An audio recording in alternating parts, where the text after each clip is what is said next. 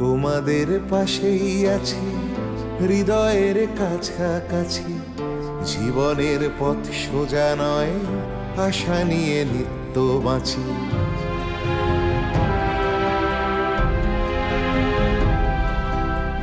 শিক্ষা ছড়িয়ে পড়ুক ভেদাভেদ শূন্য করে, এ বেলা নাই বা জুটুক ও বেলা জুটতে পারে।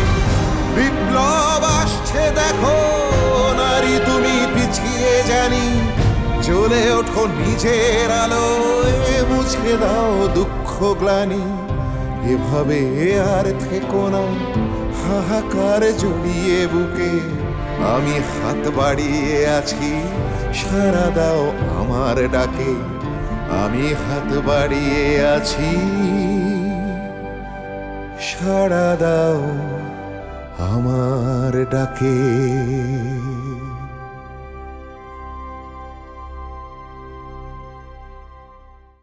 তুমি তোমার ওয়াইফের ভাইদের সাথে থাকো না? হ্যাঁ, কিন্তু ওনারা দেশে যাবেন, আমি তখন একা। আহা, কচি খোকা, একা সামলাতে পারবে? পারতে তো হবেই। তো তুমি যাচ্ছ না কেন? বউকে দেখতে ইচ্ছে করছে না? কি হলো, কথা বলছো না কেন? আমি জানতে চাইছি দেখতে ইচ্ছে করছে কি না। জি। তাহলে যাচ্ছ না কেন? নতুন চাকরি। গুড বয়, এটুকু বুদ্ধি তাহলে আছে। বউয়ের বাচ্চা হওয়ার খবর পেলে তো যেতেই হবে। পরে কথা পরে হবে, এখন তুমি একা থাকবে কি করে? জানি না সময় কাটবে কি করে, বিশেষ করে সন্ধ্যাগুলো। ও কথা বলো না মিয়া, মানুষের শুনলে হাসবে। ঢাকা শহরে কি সময় কাটানোর জায়গার অভাব আছে নাকি? এ কি তোমাদের গ্রাম যে সন্ধ্যা হবার সাথে সাথে শোয়ার তোড়জোড় করতে হবে? এটা ঢাকা শহর, রাত যত বাড়বে শহর তত রঙিন হবে। কি দেখবে নাকি সেই শহর? ইচ্ছে করে? চারদিকে যেরকম ধরপাকড় চলছে, যদি পুলিশ ধরে? ফারজানা বেগমের লোককে পুলিশ ধরবে? এমন পুলিশও ঢাকা শহরে পয়দা হয়েছে নাকি? কোরবান হয়ে তো রইলে এতদিন, তাই মানুষ হলে না। একদিন সাগরে ঝাঁপ দিয়ে দেখো না, বাঁচো কি ডোবো। যদি ডুবে যাই আপনি বাঁচাবেন? সত্যি বাঁচাবেন? তাড়াতাড়ি কাজ করো।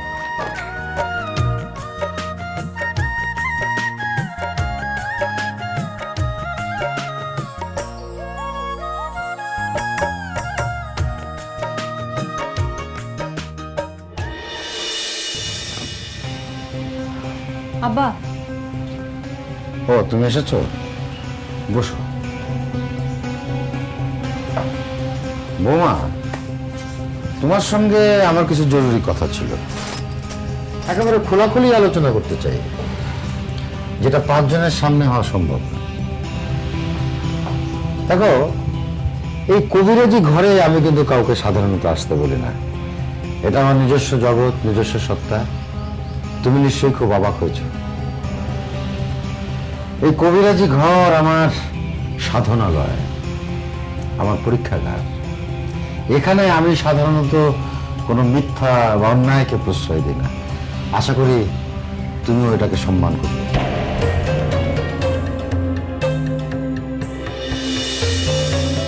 ও, ইতিমধ্যে আপনাকে বলা হয়ে গেছে? বাহ, হ্যাঁ বলুন, আমি শুনতে চাই। আজকে সকালে বিষয়টা নিয়ে তো বলবেন। আচ্ছা, আপনার কি মনে হয় এই ঘটনায় আমার কোনো দোষ ছিল? চাচি আমাকে ছোট বড় নানা ধরনের কথা বলেছে, আমার ছেলে কথা বলেনি। আমি এখানে থাকবো না, আপনি আমার চলে যাওয়ার ব্যবস্থা করুন।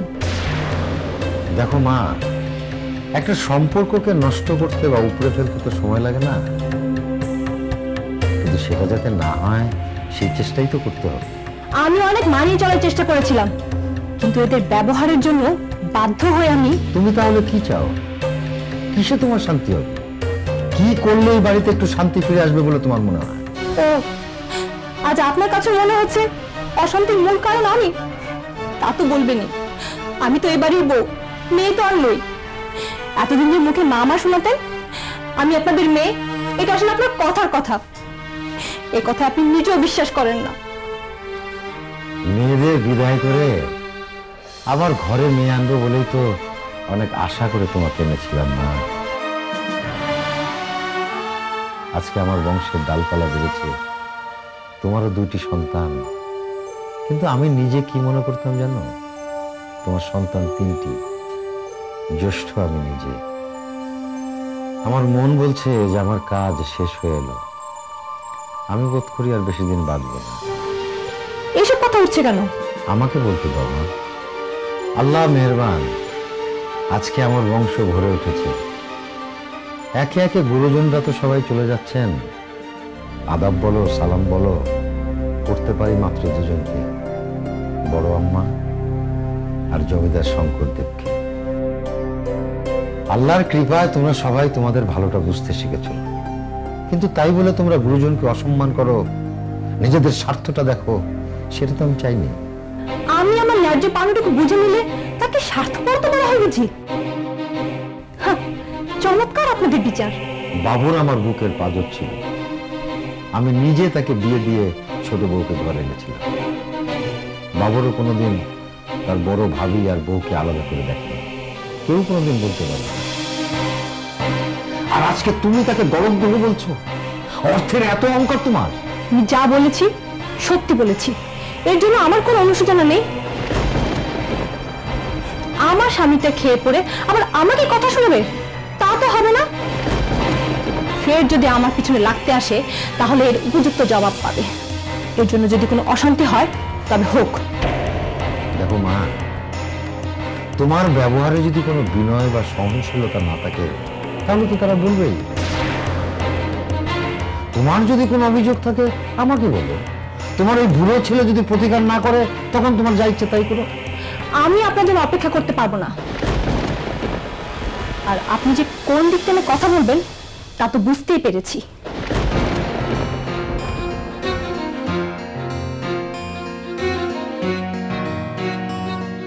শোনো হামিদা বানু,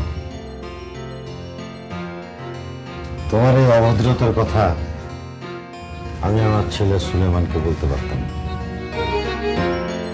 কিন্তু সেটা আমি বলবো না। এটা আমার আদেশ বলো আর প্রার্থনা বলো, তুমি এখন থেকে তোমার বাক্সপাটটা গোছাতে শুরু করো।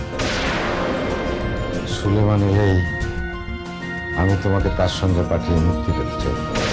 আমি তোমার আর কোনো কথা আমি শুনতে চাই না, তুমি এখন এখান থেকে যাও।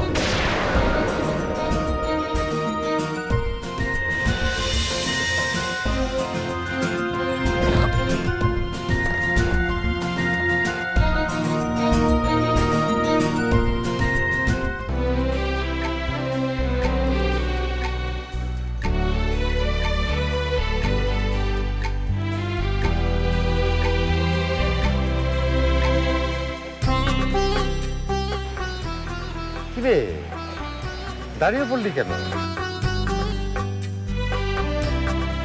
ভয় করছে? ভয় কি? বেগম আম্মার মনটা এই বাড়িটার মতোই বিশাল। তার কাছে গেলে দেখবি যে মন থেকে ভয় ভীতি সব উধাও হয়ে যাবে। জমিদার শঙ্কর দেব আর এই বেগম আম্মা মাথার উপর আছে বলেই তো এখনো মান সম্মান নিয়ে বেঁচে আছি। তা না হলে কবেই।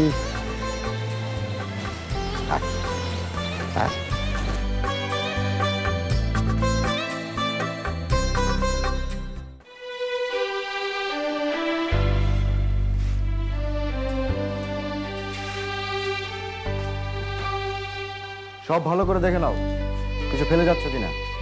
আমি চাই না এই ফেলে যাবার উসিলায় তুমি আবার ঢাকায় আসো। আমি গোসলটা সেরে আসছি, এর মধ্যে তৈরি হয়ে নাও। জানোই তো এই স্টিমার ধরতে না পারলে বাড়ি পৌঁছাতে অনেক দেরি হয়ে যাবে, বুঝতে পেরেছো?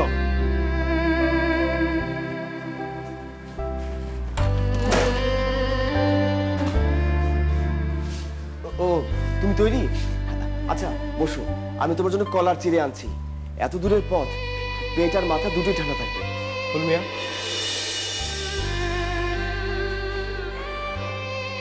মন খারাপ করছে না? অন্তরাকে যে কি বলবে? বলবে আপাতত এইটুকু দিতে পারলাম। আর বলো আমি খুব চিন্তায় আছি। বাচ্চা হওয়ার খবর পেলেই যাবার চেষ্টা করব। ছুটি পাবো কিনা জানি না। তুমি কোনো চিন্তা করো না ফুলমিয়া, যার যা হবে আল্লাহ আগে থেকে সবকিছু ঠিক করে রাখেন। এই যে দেখো না, ঢাকার বাস যে আমরা সইল না, এটা তো তিনি স্থির করে রেখেছেন। জানি না আল্লাহ আমার নসিবে কি স্থির করে রেখেছে। খোদা তাআলার দোয়ায় সবকিছু ঠিকই হবে। এই যে দেখো না, কিছুদিন আগেও কি ভাবতে পেরেছিলে বিবির জন্য, বাচ্চার জন্য এত কিছু পাঠাতে পারবে? আচ্ছা ফুলমিয়া, একটা কথা সত্যি করে বলবে, এত কিছু যে কিনলে টাকা পেলে কোথায়? চাকরিতে ঢুকতে না ঢুকতেই প্রথম মাসেই খরচ করে বসলে? তা ফজল সাহেব কি মাইনে থেকে একবারে সব টাকা কেটে নেবেন, নাকি মাসে মাসে শোধ দেবে? ও নিয়ে কোনো কথা হয়নি, শুধু ধার বলে দিয়েছেন। কিভাবে শোধ করব তা তো বলে দেননি। মানে কি, কিভাবে শোধ করবে খুশি করে নেবে না? পারিনি ভাইজান, আমি নিতে চাইনি, তিনি জোর করে দিলেন। তিনি জানেন কি বুঝেছেন।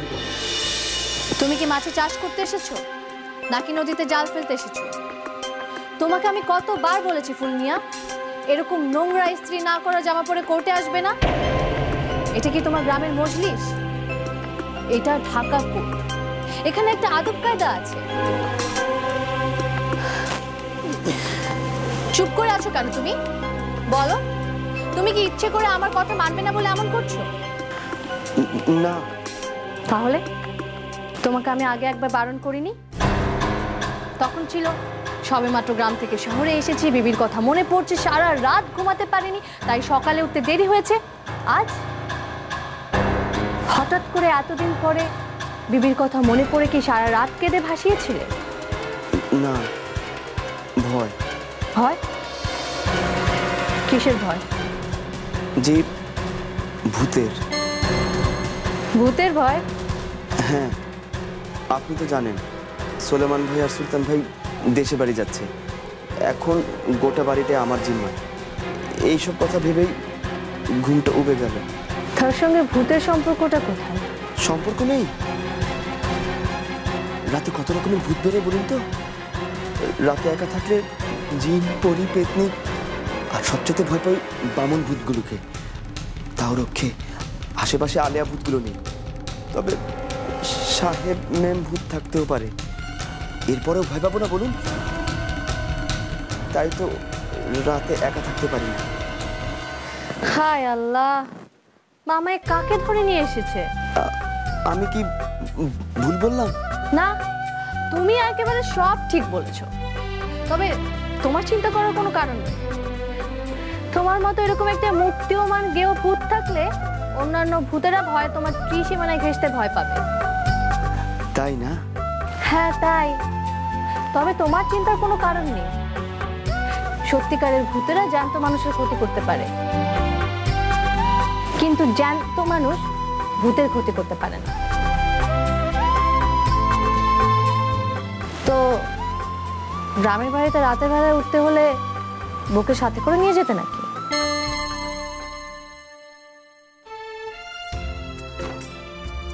তা বউয়ের জন্য কি উপহার পাঠাচ্ছ?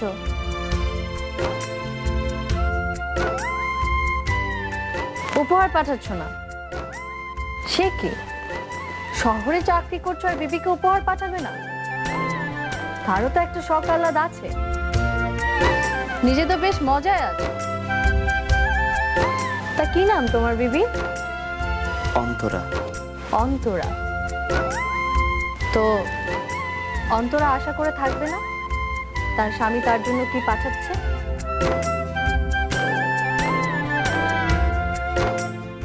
টাকা নেই? মাইনে পাওনি এখনো?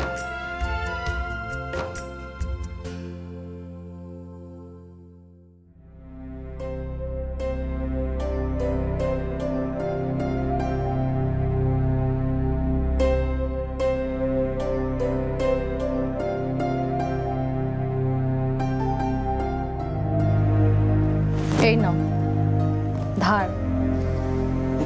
ধার? না না, ধার কেন? আর এইটা আমার পক্ষ থেকে তোমার স্ত্রীর জন্য। একটা জবা কুসুম তেল, গন্ধ সাবান। আর যে আসছে তার জন্য গোলাপি তোয়ালে বিলেতি কিনবে। আর বাচ্চাদের গায়ে মাথার জন্য বিলেতি সাবান অবশ্যই কিনবে। না না, এত টাকা গ্রামে এসব কিচ্ছু লাগে না। থামো, কি লাগে আর না লাগে সেটা আমি তোমার থেকে ভালো জানি। আমি মুখের উপর না কথা শুনতে একদমই অভ্যস্ত নই।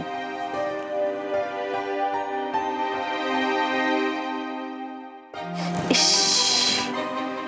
কি নোংরা জামা! এরকম নোংরা জামা পরে আর কোনোদিন চেম্বারে আসলে ঢুকতে দেব না, মাথায় রেখো।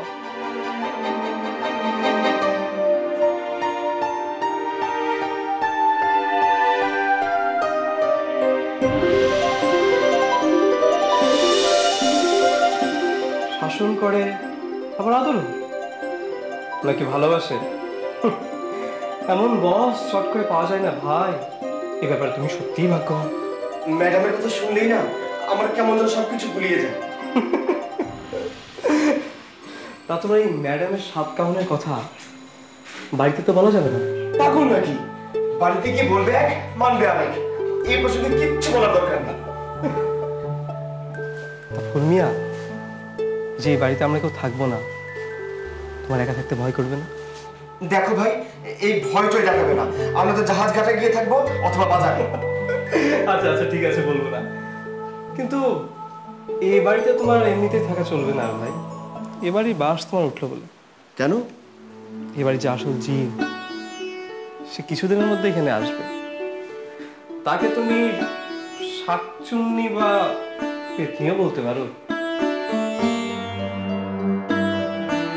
তখন আসলে দেখার বিষয় যে তুমি এখানে কয়দিন থাকো।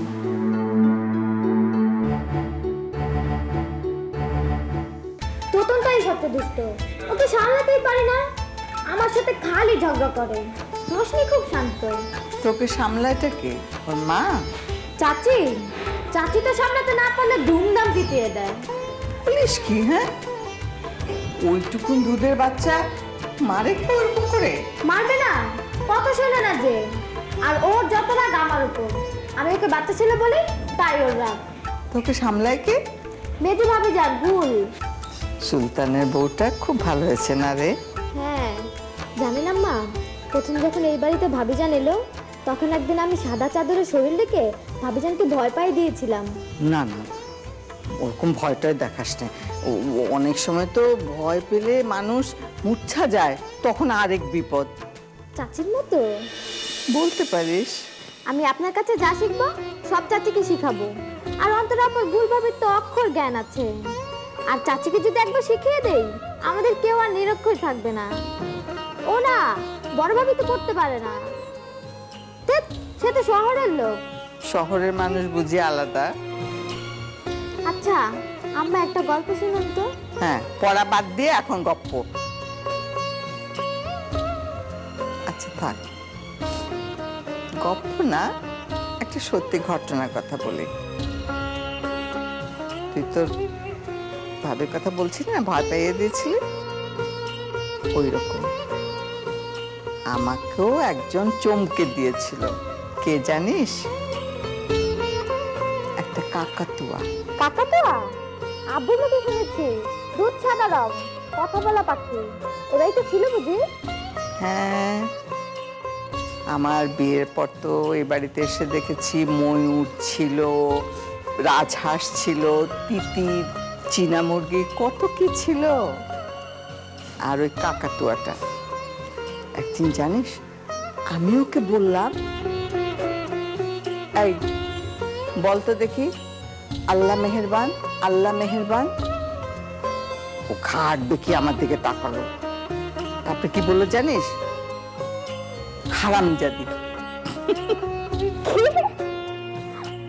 গাড়ি দুষ্ট তো। তারপর একদিন বশ মেনেছিল, সবাই বশ মেনেছে, শুধু আমার ওই পেটের 70টা ছাড়া। কি বলো আম্মা, কি বলছেন?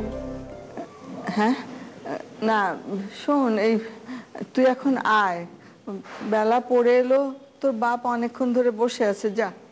আচ্ছা। এই শোন, আমার মেজো ছেলেটিকে তো দেখেছিস, উল্টাপাল্টা যদি কিছু বলে কিছু মনে নিস না, হ্যাঁ? আয়।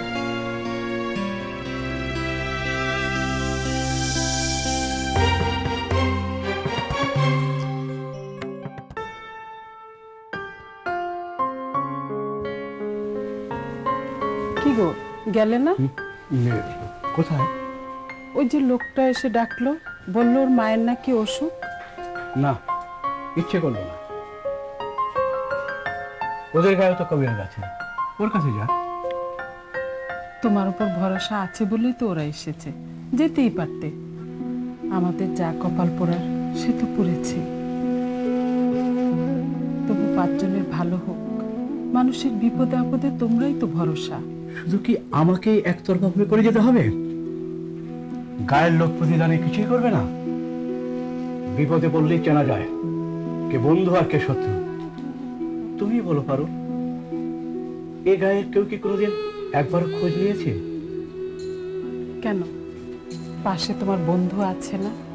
সব মানুষ তো আর এক না। মোহরের কথা আলাদা, ওই আমার প্রকৃত বন্ধু। কিন্তু ওর বড় ছেলেটা শেষ পর্যন্ত একটা অমানুষ হয়েছে। সাহায্য তো করলেই না, বরং এমন ভাব করলো যেন আমরা চলে গেলে বাঁচে। সে তুলনায় ওর মেজর ছেলেটা বেশ ভালো হয়েছে। তুমি মোহর ঠাকুরকে বলেছ? না, বলিনি।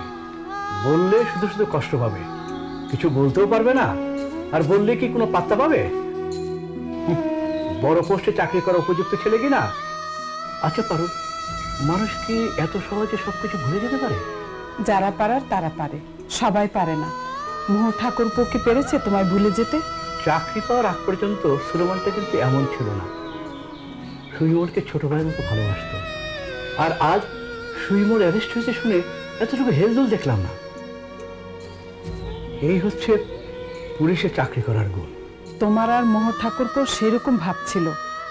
সুলেমান শুধু সুলতানের নয়, সুবিমলেরও বড় ভাই ছিল। তোমার মনে আছে পারো, তোমার হাতে নিরামিষ লাউ ঘন্টা খেতে সুলেমান কি ভালোই না বাসত। আমাদের বাড়িতে নিরামিষ লাউ ঘন্টা হলে তুমি আমাকে জোর করে পাঠাতে মোহরের বাড়িতে সুলেমানকে লাউ ঘন্টা দিয়ে আসার জন্য। আর সেই ছেলে এরকম হয়ে গেল, তোমাকে বসতেও বললো না। এত বেঈমান! তোমার গা ছুঁয়ে বলছি, আমি ওকে দেখলে কোনোদিনও চেনারও চেষ্টা করবো না, চিনতে চাইবো না, চাইবো না।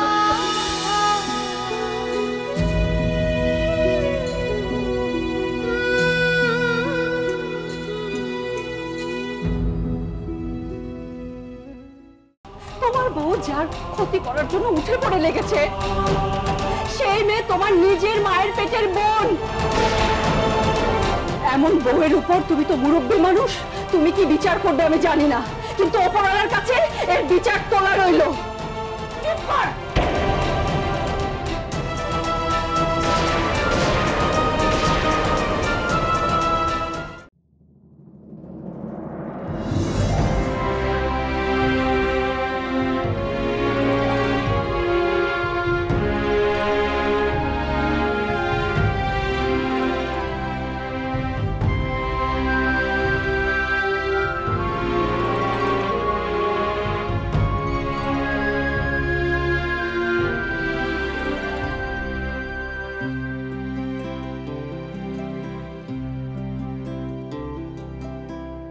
তোমাদের পাশেই আছি, হৃদয়ের কাছাকাছি।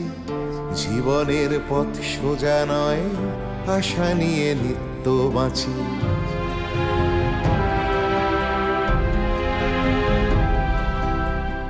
তোমাদের পাশেই আছি, হৃদয়ের কাছাকাছি। জীবনের পথ সোজা নয়, আশা নিয়ে নিত্য বাঁচি।